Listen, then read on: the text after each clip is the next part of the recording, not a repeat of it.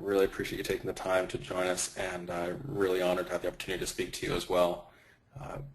We only have about an hour, so I want to get through the presentation quickly, leave about 20 minutes for questions at the end.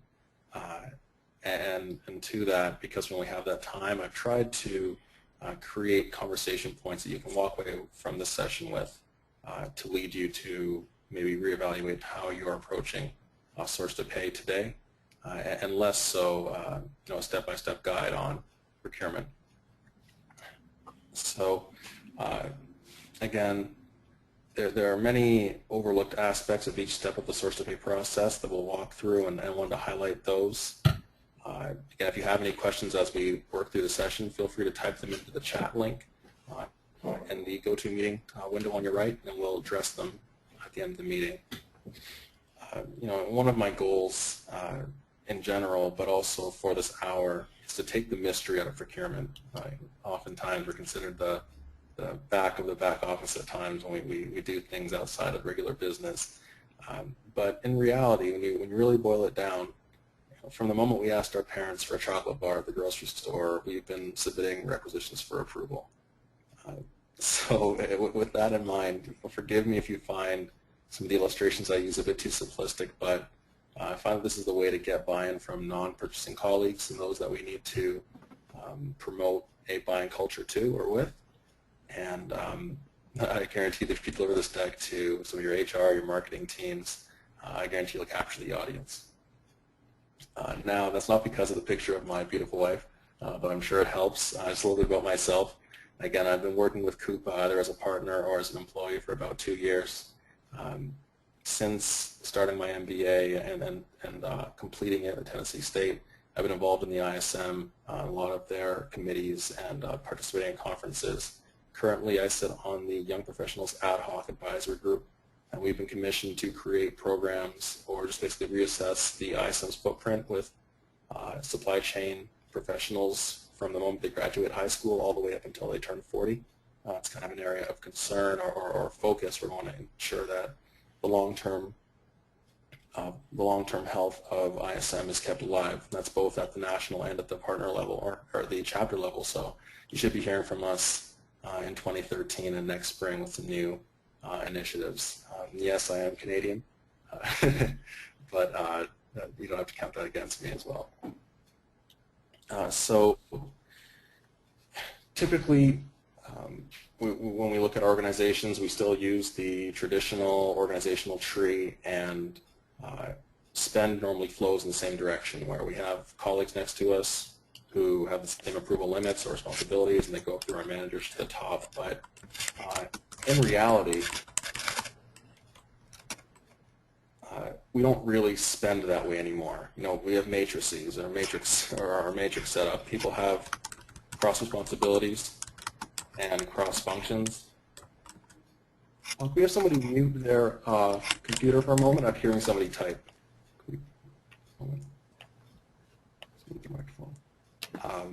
So as I was saying, we have cross responsibilities and a lot of cross functionality, and because of that, as procurement leaders, we need to be attuned to this change, because our spend shouldn't roll up vertically if it's actually being done mapped across or horizontally through our organization. So the question is, how do we get from vertical to a matrix? And the answer is flexibility. One axiom I like to always repeat is that best practice is best practice. It's not perfect practice. And that goes back to the title of this presentation. There was a time when the paper forms that we've been using for a long time were the best way to do so. They were better than the back of a napkin or the back of an envelope. But again, best practice changes. So although we're going to go through best practice procurement today, I'll say, if you're not doing anything that we're talking about, then that's a big problem. But just because you might be doing all of them, that's not your ticket to relax. I think that you've arrived. Another example, it's maybe more apt, is first getting electronic hosted catalogs into your system was a big step. Then suppliers came out with punch-out sites, and we were able to punch out and get a different experience on the actual e-commerce website that have it connected to our e-procurement system or ERP. Now we have federated or universal search or level 2 punch-outs, where you can search across multiple sites at the same time. So Again, these are all changing, and it's important to, again, not to be married to any one change you've made or one picture you've had, because that'll soon be obsolete. So for our agenda today, I'm going to speak through 3 general themes that can kind of apply to any one of the 7 steps that we'll speak about of procurement or source to pay. I'll go through the source to pay steps themselves and speak to them and kind of poke holes or just understand them a bit better and some of the unintended consequences that occur by implementing what today's best practices are. I will, at the end of the presentation, just mention a few slides, Coupa and what we're about, and then finally open up for question and answer. So again, if you want to look at the right side first, there's 7 steps that I've identified for source to pay. I've seen anywhere from 6 to 12, depending on who you're speaking to, but I've got to boil them down to these high-level categories. But again, we'll start with the 3 overarching themes on the left: systems, change management, supplier enablement. And really, any big hole in any one of these areas have a drastic negative effect on any of the effectiveness of any of those slices of the pie. So first, we'll speak to systems. I say that systems are kind of like golf clubs, and that buying a good set won't make you a great golfer, but if you have bad clubs, they will hold you back forever. And if there's no investment made in the purchase or in the maintenance or enough resources assigned to your systems, then they'll definitely hold you back.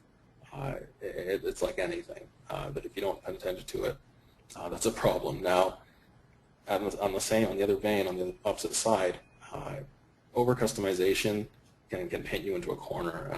Along the same golf line, I grew up with a lot of students or young people who played golf and had custom clubs made for them. Well, as teenagers, you're going to grow a lot between the ages of 15 and 19. So as these changes occur to your body, there'll be a new system needed and a big investment assigned to that to keep up.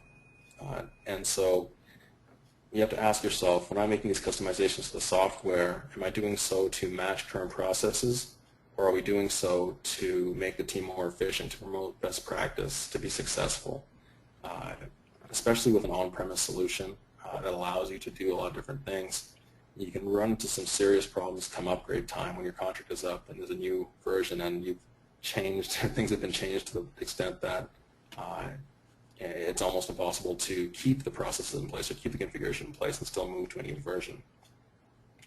Last is make versus buy. And say if you're in the business of making the most reliable auto parts in the world, then have IT make sure that those systems are measuring the quality.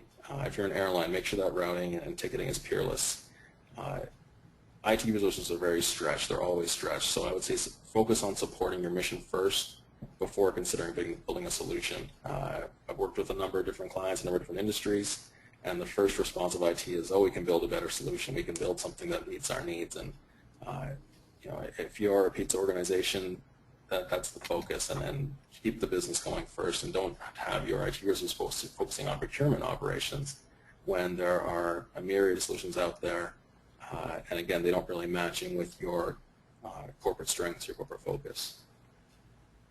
And this is why. So most solutions aren't built with the end user in mind. Oftentimes they're built by developers who create the system for administrators who understand IT, or for power users so they can get their reporting done the way they want it to. And so you end up seeing, on average, only about 60% of spend under management and about 55% of contract compliance on the P2P solutions that are implemented, whether that's built internally or purchased. If you're not focused on bearing that out, it's very easy to lose focus and not get the bang for the buck you're spending. Next of our themes is change management. And I say timing because with emails living on forever, anything you communicate, you need to commit to. And so once you broadcast something, it exists forever. Now that doesn't mean that you can swing the opposite direction and not make aggressive dates and be very conservative, because you can lose motivation and the excitement of having a new process or a new project in place very quickly. Now we have a number of different tasks here on the right. I won't walk through each of them individually, but I wanted to highlight the fact that I didn't include an arrow or number them in an order, because it's often impossible or not possible to include one group people before another, depending on what you're trying to do. I would say that these points of advice should be, or you try to do them all before you speak to the business. You don't want accounts payable to find out about a supplier cleanup project where you're verifying and updating all the contact information of suppliers, by the way, from somebody else. Nor do you want IT to find out that you're integrating an invoice scanning system into your ERP without telling any of them about the development or integrations work that's going to come along with them. Over communication does beat under communication. You don't want to be too secretive about things. It's better to, I guess, beg forgiveness than ask permission later on. But again, these are just some different things to make sure that you're preparing your organization to make a change or to make an improvement, I guess is a better way to put it. And these are the results of not taking change management seriously. Now, if there are processes that don't support or don't make doing the right thing very easy, employees will avoid it. In terms of murky visibility, we talk about maverick spend and spend being done outside of the standard process. If there's a way, they will go around the process, if that makes sense. In terms of time to value, if you have long implementations, it's very hard for people to see the end of the tunnel, and even your own project team can get a little bit discouraged. Quick wins build credibility, so it's easier to set small attainable goals and build on them than try to use a big bang approach, for example, and change everything at once.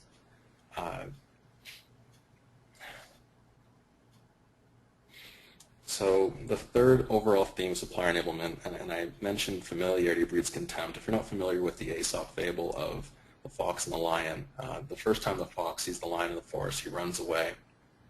The second time, he stays a far distance away and says hello, and the lion does nothing. The third time he comes in, he walks right up to him and says, "How are you doing, old chap? It's great to see you again." And I mentioned that, or I highlight this because it's a classic case of Porter's five forces, where the supplier views itself as a strategic partner. Complying with new initiatives can sometimes be a challenge. This usually goes in hand, that's the supplier side, where they think they've carved out a niche for themselves, and whether that's a direct materials situation where they view that their product or the service is not commoditized, or even on the indirect side, there might be other competitors. The longer a supplier stays in place, it's very tempting to believe they're going to be there for the long term. Now on the buyer side, this can usually go hand in hand with category managers who purchase from a handful of suppliers over the long run. I say that it's very easy for internal employees to forget who's actually paying them or what name appears in their paycheck. In one previous consulting engagement I had, I was dealing with a print organization, or the print team internally, and they mentioned that they try to go outside to their one trusted print provider locally. And so I did some research, went on LinkedIn, saw who these people were, saw their website, and through a little bit of digging, I found out that the internal print lead went to school with all of the members of the same print team. They're all from the same age, and it was kind of, the transparency kind of went out the window from the conversation we had internally. So it's very easy to, if the enablement effort is something you're focusing on or being picked as suppliers effectively, it's very easy for comfort or stagnation to build in. And again, it comes back to what I started with around just asking your parents for something. When you're asking your company to buy something on your behalf, or you're trying to buy something on your behalf, that's the request. And at home we shop online with nice interfaces, great user experience, and we go to work and we have to practically play Sudoku to order a pencil, from the same company. And if suppliers aren't willing to play ball, then what do? It's a matter of understanding what a relationship looks like. Are there issues where we're sharing too much? Is too much of our IP sitting on their side? There might be something wrong with the relationship. And so again, I'll just review those three themes of systems, change management, supplier enablement. At every step along the way, these themes will touch on how you're able to effectively manage that step of the source to pay process. Again, we right along, we'll go into these 7 steps. So Again, you can break them down in multiple phases, but from spend analysis to sourcing to contract management, purchasing would cover the requisition process through approvals, receiving, invoicing, and cash management, which is your payment processes, are the 7 that we'll focus on right now. So the first step is spend analysis. And the focus on this is just understanding your culture. How is spend tracked? How is it input? Who inputs it? What are the standard, or what are your common practices internally? And I mentioned budgeting because the way that budgets are calculated and tracked, well, first doled out and then tracked, can cause differing behaviors.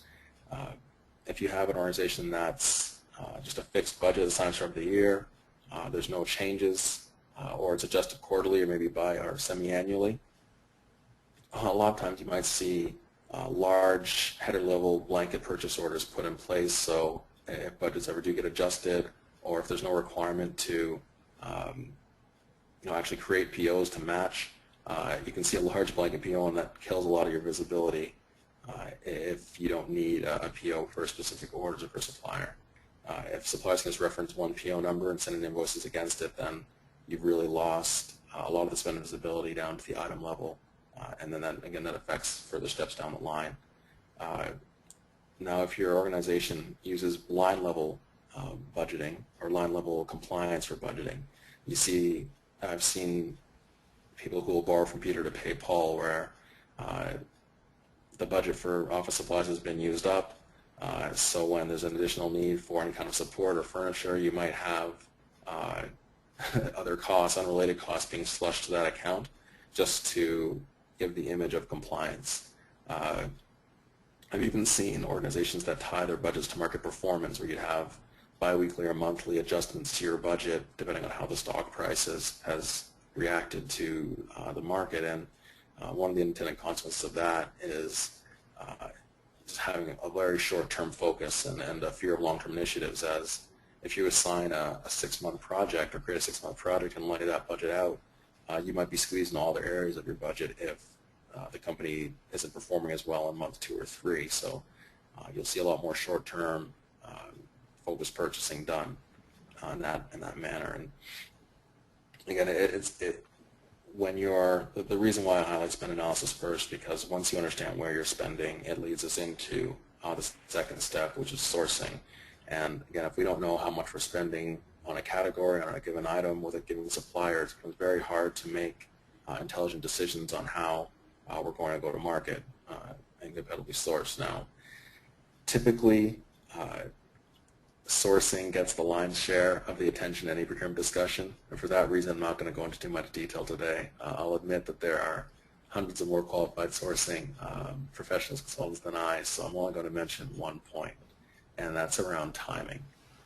And not that you need more time or a lot of time to source a category, but just understand the category that you're sourcing and how much time, how many resources need to be invested to get highest ROI out of that category.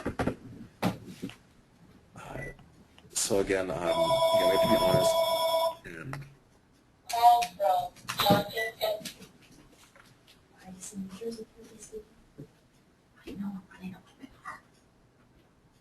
we want to understand how commoditized is this item or service, how unique is it, how much depth we want to add to our RFQ or RFP. If it's something very simple, we might end up eliminating a qualified supplier who may not have the time to respond to a list of questions, or might see that it's not attractive to go through this process. And again, it ties back to our supplier relationships. If we have a supplier that's been in place for a long time, the sourcing process is very involved. That it can turn off suppliers who might otherwise compete. Now, an example I'll give is a former colleague of mine was kind of working out as a special operations around sourcing. So they had their standard buyers who were running their events, but he was brought the opportunity to source pylons or traffic cones. So he looked into the market and found a large group, and within a few days he had the event set up and gave them a 30-minute window to respond via reverse auction where it's just post your lowest price for these items. The specs are very clear. It's a traffic cone. There's not too much to discuss. Surprisingly, they saved 20% on the existing rates they were paying. Now, he went back internally and everybody hated him because it made a lot of people look bad. But it's an example where if you were to draw out the process very slowly or just not use a typical fit, for years they'd have been purchasing a real commodity way above market, very far above market, because they weren't understanding what needs to be done for that category. Now, once the sourcing event is done, there's a lot of work put in, but often we'll celebrate the big win and then don't follow through to set it up in our systems, and as a result we don't end up realizing any of the savings. And there's many questions you can ask. Where is this physical document? Is the pricing loaded into our system? Who's buying? Are there additional ancillary services that we've also negotiated in that maybe not today, but in 3 months when there's a problem, we can draw on that as well and not pay out of pocket. When is the expiration date for our contract? Who do we need to invite? Let's get ahead of this before we have a dead zone in between our forced to re-up. All of these questions need to be answered at the contract level before we can do anything around the source to pay process or just procure to pay. And I say that the main focus of this is just communication. Communicate across all divisions that purchase these items. It's the only way to maximize the usefulness of these contracts. If purchasing does happen to be decentralized, where you have buyers negotiating deals in one state or one region, I feel there's no greater cardinal sin than one group paying more for the same item than another. And I've seen it many times with competitive sourcing organizations within the same conglomerate or the same corporation, and it's sad because nobody's winning. Everyone's got the same name on their paycheck when they go home, and whether it's late market purchases of inventory, so they get a discount off of them, the same rules should apply. And the same, I've seen many organizations where a subsidiary will go to a supplier that the parent company has a relationship with, and all they need is the parent to say, you need to honor these prices for our subsidiary. But that doesn't actually happen. Those things are just easy missteps to controlling spend or reducing your costs and just jeopardizing the entire procurement process. And so here you have purchasing. So this one, I didn't want to spend too much time here because it's easy to get muddled in the actually requisition process. And if you look at the graphic, the biggest point is after the fact purchase orders.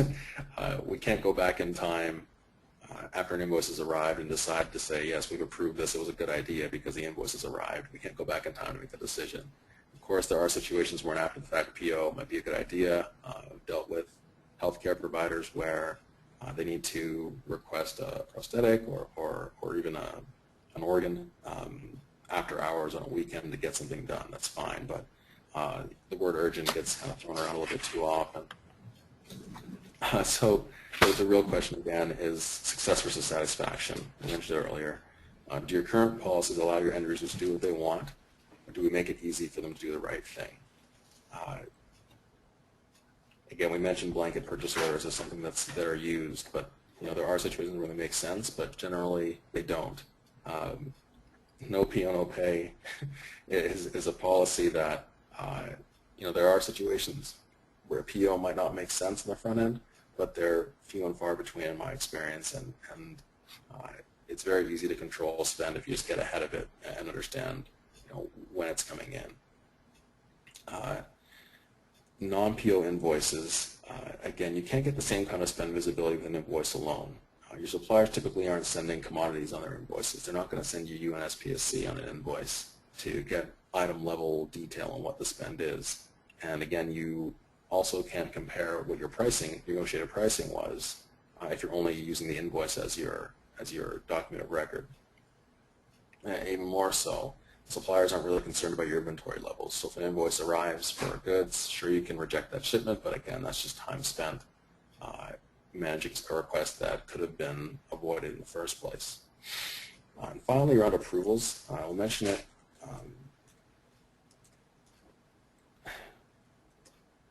The question to ask about approvals is, does the person or does a certain person or group really need to see every purchase for that kind of category? Are there low dollar thresholds to consider before a senior executive approval needs to happen? Would a passive notification accomplish the same thing as an actual approval for a purchase without creating the bottleneck? And again, are we supporting processes that make us successful, or ones that satisfy the need for control or the need for additional visibility, wherever that term might be, of people internally? Satisfaction is, again, it's a passive, it's a temporary feeling that goes away very quickly. And if we get caught up in saying, well, we've been with the supplier a long time, they just reference this one PO number for the year and we run a new one in, or John needs to see every request for this type of service, and you really have to ask yourself why that need is there, how many times has it been acted upon, and it's something we need to support in the long term or even the short term. Now, once the order has actually been sent, receiving. I think that the biggest thing about receiving right now is that the tides are changing as it relates to match levels. It's no longer just two-way matching for services and three-way for items. You really have to think about your business. If you already approve every invoice, if you don't have a matching procedure in place, then does it make sense to keep a three-way match going on where you're basically double approving the invoice to match? Typically, unless you have employees who don't have received yet or they didn't want, then in many situations a two-way match can actually accomplish the same thing that a three-way can as well. And again, getting back to what we mentioned on the order side, inventory management is huge in terms of not tying up capital that doesn't need to be spent or having goods sitting on your warehouse floor that you don't need immediately. Like avoidance or rejection, order rejection is the easiest way to save money and avoid waste. So a lot of times approvals are just a click and a pass-through. Everyone takes full responsibility even though their name is on it. That's just a culture change where you really understand, if we have visibility into our inventory, then let's actually use that. Let's actually use that and not just use money that's actually there or that happens to be out there. Let's just really make a decision about whether or not we need this right now, and it can be used or leveraged more effectively. A big change, or not a huge, it's not a huge change. It's recent, but card swiping vending machines and a lot of conversations where the employee knows exactly. We know exactly who made their request for, whether it be an MRO item or a tool or a supply or IT or MACE or anything like that. Having a system set in place where you have a vending machine where a user can swipe their employee ID card and get what they need. You have immediate inventory visibility, and the vendor is usually connected electronically. They can submit once you reach your par levels or your reorder points. It's a great way to avoid getting boxes and boxes of something that you don't need right now. Going back to that example I used earlier around the printing group, as we continue to peel back the onion, we found that oftentimes invoices would arrive for overruns where an extra 200 copies or 300 copies of a folder or a brochure would have been printed, and they would just pass that payment through, even though there were boxes and boxes of the same content there. So again, we get back to supplier enablement and understanding the relationship around inventory. It's another theme that comes right back to the forefront. As I just mentioned, invoicing. This is another slide where I'll actually trumpet best practice around tolerances. Invoice tolerances, I'll just read it, should be set with materiality and the soft cost of escalation or rejection in mind. Matching invoices to POs or to receipts to the cent can cost thousands in lost productivity, and I've seen organizations. I had one client that's about $20 billion in annual spend, and they caught about $10,000 in errors for an entire year by holding invoices outside of a $1 threshold. And the time spent on either rejecting an invoice that's close or causing the unnecessary investigations, rooting for approval, they can just cost you money not only just from productivity, but on the discount point, if there's a 210 or that kind of discount offered, these additional approvals can then slow down that process and cause you to miss out on the real savings, the hard savings that you actually negotiated on the front end. Which brings us to cash management. This is probably the most controversial slide in the presentation, and it actually has a lot more to do with ethics than best practice. As we know, credit markets are still very tight, and many large buying organizations would rather sit on the cash they have while the rate of investments remain very low. The first common activity is to extend your payment terms out, net 45s, net 60s, and even net 75s I've seen. Again, these put the squeeze on the suppliers who can least afford to draw down the lines of credit. The next evolution has been to look at dynamic discounting, and essentially what dynamic discounting does is to ask the question, if you're willing to give me a 210 net 30 discount, then what about a 2.5% discount for 8 days or 3% over 7 days? And you actually can create, there's a number of providers who have live auctions where they'll present maybe 5 million or 3 million of their current payables balance and allow suppliers to bid the highest discount portion on their outstanding payables balance to get paid even earlier. And the benefit to the supplier side is that they can get the cash faster. They don't need to go back to the bank to draw down their lines of credit, which again can affect their credit score or cause other issues. But the worst thing is the suppliers who need that discount the most are the ones who are most likely to participate are the ones who need the cash the most and probably can't afford to take the discount on their goods. It comes down to what is this really doing to the suppliers who are usually the target of supplier development initiatives. Usually it's the smaller suppliers who do provide some key objects who need to reinvest that 3% or that 2.5%. That's where those funds should be going and not necessarily back into the coffers. Again, minority-owned, so smaller, disabled, veteran-owned, or women-owned businesses. Some programs like these can push the very suppliers we want to improve our diversity spend into the high-risk categories of supplier relationship management that we want to avoid. And so the real takeaway from this is thinking about who we invite to participate or who we allow to extend terms to. And that kind of covers our walk through the 7 steps. I wanted to keep that short, but the focus again is there are best practice processes or best practice activities that we have today to promote spend management, to improve to create a frugal culture inside of our organizations, to make sure we're getting the right visibility into our spend, to make sure we're working with the right suppliers. But even if you are implementing or doing the quote-unquote right things in 2012, it's important to always look at them pragmatically and understand how can we get better, what are all the outcomes that occur as a result of implementing these processes, and how can we improve on them moving forward. Now we'll take a quick moment to speak about Coupa Spend Management.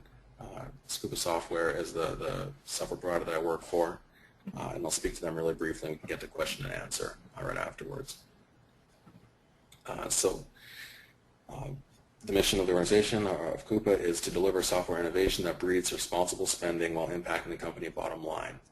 So basically we help companies save money and spend smarter via the easiest to use and so the fastest to implement cloud-based spend management software in the world. The organization was founded by a group of former Oracle procurement team members or IT team members at Oracle, and they're based out in Silicon Valley, so it's all a technology focus or systems focus to helping you accomplish your needs. I'll quickly speak to these metrics at the bottom here. We mentioned earlier that about 59 or 60% of spend under management is average for for the industry, and we've experienced 88% with our organization. The 99% uptime in the cloud is actually on our website, and it just speaks to the fact that only being a 6-year-old company, it's still very reliable and secure, with everything being hosted on the Amazon cloud. The high renewal rate combined with the 2.5 months required for average deployment is, again, quick time to benefit. When you're looking to implement a solution or a program, the longer you wait to get it going, the less you're going to actually save against it. So it just proves that we're a sticky organization once we get inside the door. And the Gartner report that came out last fall ranked Coupa #1 against Ariba, SAP, SRM, iProcure, and everybody else as the #1 e-procurement software. In terms of customer highlights, just a quick snapshot of some of the customers that we have on our list. The main takeaway, there are some big brands of course on there, but the main takeaway is that there's both breadth and depth across and within industries. So from your McDonald's to your Subways, then back across to companies like Pandora or Orbitz and Taleo. Across the globe, we've got users, I think, in 120 different countries, whether they're based in Europe or North America. We have very different customers with very different user bases. I know there's some users in Nigeria, there's users in Australia. I was just in the Philippines last week training a partner there, so we're a very global organization, and the point is that we have a very diverse set of customers, but for some reason they've all found a way to optimize their spend with Coupa, and that's kind of the position we take on why we're a great fit to promote a lot of today's best practice and also give the flexibility to move forward and implement the new ones as we go. So that concludes my presentation.